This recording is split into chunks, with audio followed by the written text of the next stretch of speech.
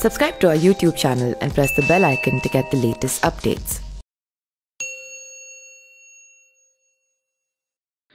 नमस्कार, मैं पिंटू सिंह यादव आप सभी का स्वागत करते हैं न्यूज लाइव में। दोस्तों, उत्तर प्रदेश के विधानसभा चुनाव के बाद जिस तरीके से भारतीय जनता पार्टी ने जबरदस्त तरीके की जीत दर्ज की है, उसके बाद योगी आदित्यनाथ उत्तर प्रदेश के दूसरे बार मुख्यमंत्री के तौर पर शपथ ले चुके हैं। लेकिन मुख्यमंत्री के शपथ लेने के साथ ही समाजवादी पार्टी में बड़ी टूट देखने को मिल रही है। जिस तरीके से शिवपाल सिंह यादव के अलग तेवर दिखते नजर आ रहे हैं, तो यहाँ आजम खान को लेकर अंदरूनी मामला सामने आया है, जिसमें यह कहा जा रहा है कि आजम खान भी पार्टी को छोड़ सकते हैं, जो कि मुस्लिम के एक बड़े चेहरे के तौर पर जाने जाते हैं।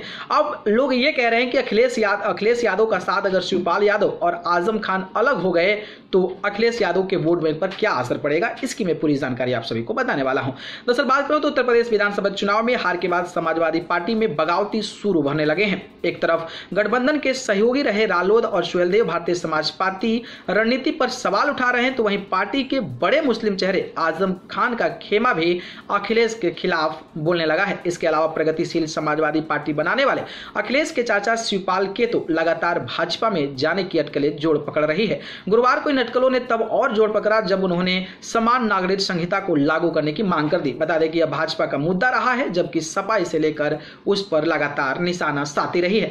ऐसे में शिवपाल सिंह यादव की इस मांग को भाजपा उनके जाने से पूर्व की तैयारी बता रहा है। उन्होंने कहा कि अब समान नागरिक संहिता लागू करने का सही वक्त आ गया है। बाबा साहब ने संविधान में समान नागरिक संहिता की वकालत की थी, जिसे लोहिया ने 1967 के आम चुनाव में जन मुद्दा बनाया था। सबकी मनोभावनाओं के अनुरूप समान नागरिक संहिता का मसौदा बनवाकर लागू करने का सही समय आ चुका है। उन्होंने कहा कि कॉमन सिविल कोड से समत्व को बल मिलेगा। इसको लेकर जो भ्रांतियां फैलाई गई है उसे भी दूर किया जाएगा। आजम के समर्थक भी खुलकर निकाल चुके हैं अखिलेश यादव पर भड़ाव।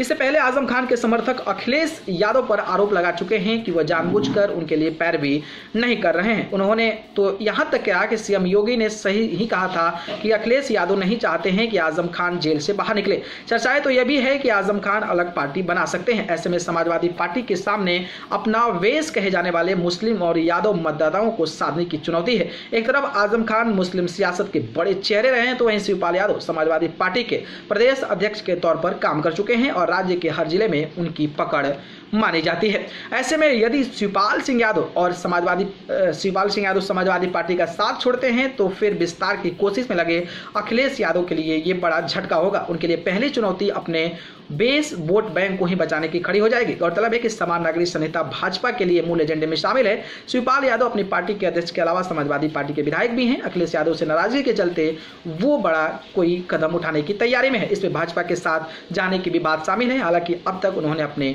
पत्ते नहीं खोले हैं। अब देखना दिलचस्प होगा कि जब आजम खान और शिवपाल सिंह यादव इस तरीके से खुलकर विरोध कर रहे हैं और वो अलग हो जाते हैं, तो उनके वोट बैंक में क्या असर पड़ता है। इस पर आपकी क्या प्रतिक्रिया है, कमेंट बॉक्स में बताइएगा। धन्यवाद।